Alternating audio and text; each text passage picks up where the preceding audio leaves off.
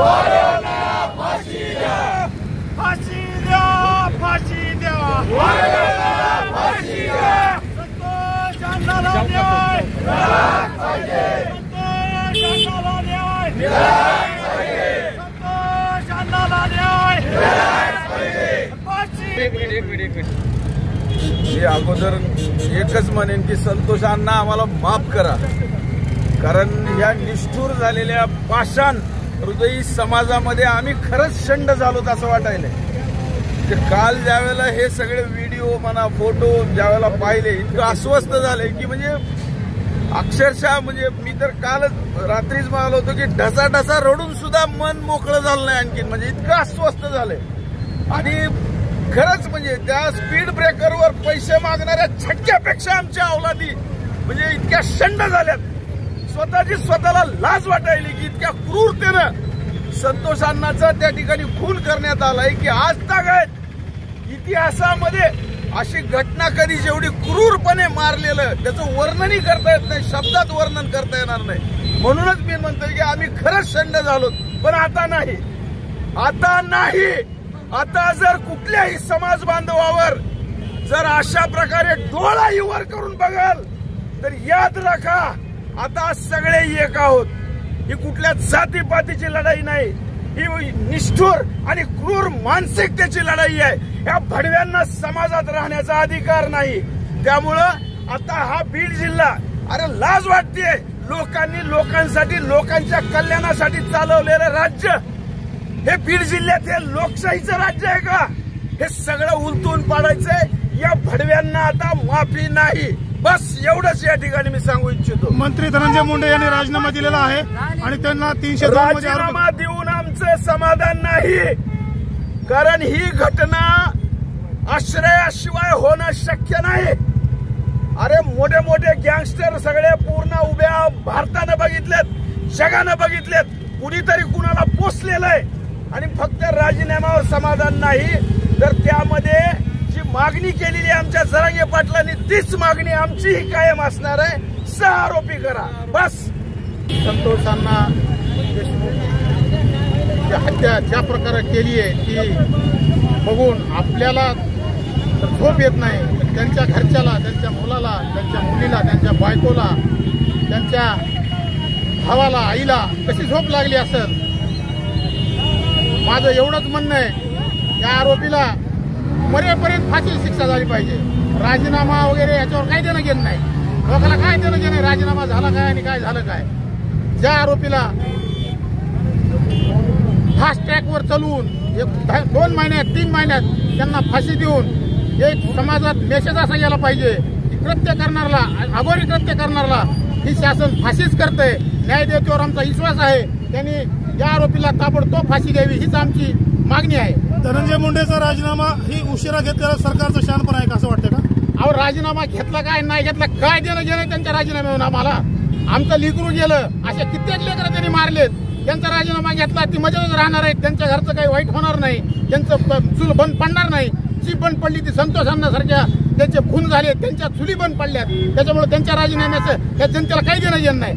आले काय मोठे झाले काय आम्हाला काय देणं घेणं त्यांचं. जसं ही संतोष देशमुख अण्णा त्यांच्या हत्येचे फोटो व्हिडिओ व्हायरल झाले त्यानुसार संपूर्ण बीड जिल्ह्यासह महाराष्ट्रात संताप व्यक्त केला जात आहे आणि बीड जिल्ह्यामध्ये अंबाजोगाईने सुद्धा स्वयंपूर्तीनं बंद आम्हाला पाहायला मिळालं. सर्व लोकांनी आम्हाला सहकार्य केलं, विनंती केल्याबरोबर प्रत्येकानं बंद ठेवला. त्याबद्दल सर्वांचे आम्ही आभार आणि धन्यवाद मानतो. आमचं एकच म्हणणं आहे, नुसता महाराष्ट्र बीड जिल्हा नाही तर या देशामध्ये या जगामध्ये सुद्धा लोक हळहळ व्यक्त करतायत. अशी निष्ठुर फोटो बघितल्यानंतरच लक्षात येतंय. अहो एखादा माणूस पडला तर आपण त्याला पाणी पाजतो आणि तो ज्यावेळेस पाणी मारतो तेव्हा तुम्ही त्याला लघु शंका पाजता.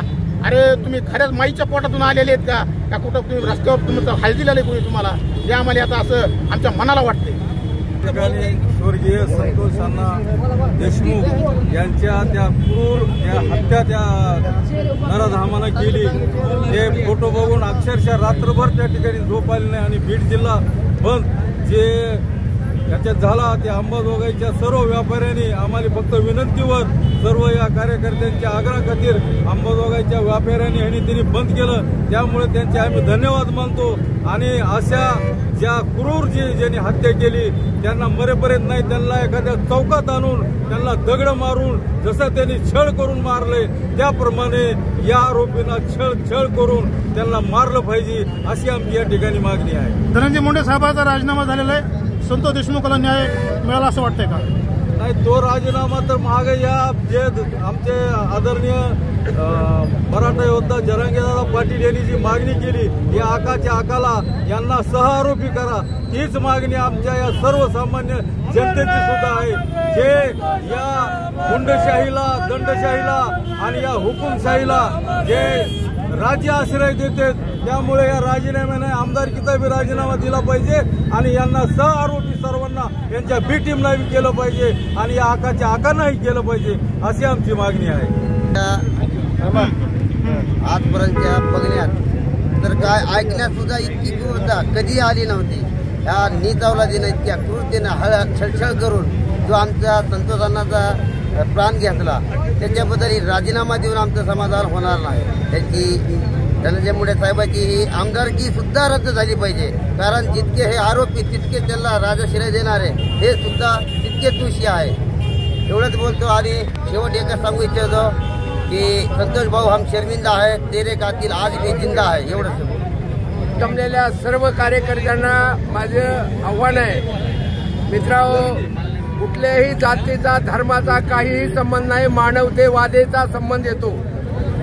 एखाद्या माणसावर एवढी क्रूर हत्या होते, त्यानंतर आपण डोळ्यानं बघण्यापेक्षा त्याला न्याय कसा मिळवून देता येईल हे आपलं नैतिक कर्तव्य आहे। मी आपल्याला जाहीर करतो, मानववाद या देशामध्ये सर्व ह्या काही जातीवादी लोकांनी केलेला आहे, या घटनेचा आधार सोडलेला आहे, लोकशाही पायाखाली तुडवलेली आहे, लोकांना मानवतेचे जगण्याचे अधिकार सगळे हिरवून घेतलेले आहेत आणि म्हणून असे प्रकार घडविणारे काही मंडळी आहे, ही मंडळी या देशामध्ये धुमाकूळ घालीत आहे।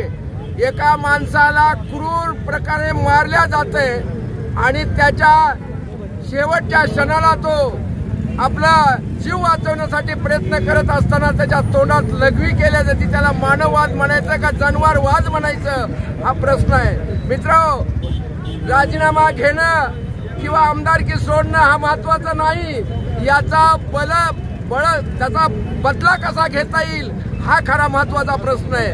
आज आपल्या डोळ्यासमोर आहे त्या संतोष देशमुखचे 2 मुलं आज मरेपर्यंत त्याच्या बापाला कसं मारलं हे त्याच्या हृदयामध्ये सतत ठाम मांडून राहणार आहे।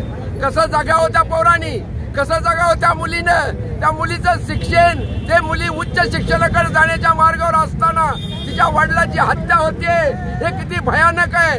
आज या लहान चिमुकल्या मुलांचं कोण वारस आहे, तर तुम्ही आम्ही सर्व वारस झालं पाहिजे, हे माझी भूमिका आहे। मित्रांनो, मी कालच केंद्र बैठक झाली, त्या बैठकीमध्ये सुद्धा आम्ही सर्व दलितांनी या क्रूर हत्या करणाऱ्याच्या विरुद्ध बंड पुकारण्याचा निर्णय घेतलेला आहे आणि म्हणून आम्ही सर्व आपल्या संतोष देशमुखच्या पाठीमागे आम्ही सर्व उभा आहोत, तुमच्या बरोबर तुम्ही आम्ही सर्व जात पात धर्म। धनंजय मुंडे साहेबांचा राजीनामा झालेला आहे, संतोष देशमुखला न्याय मिळेल का?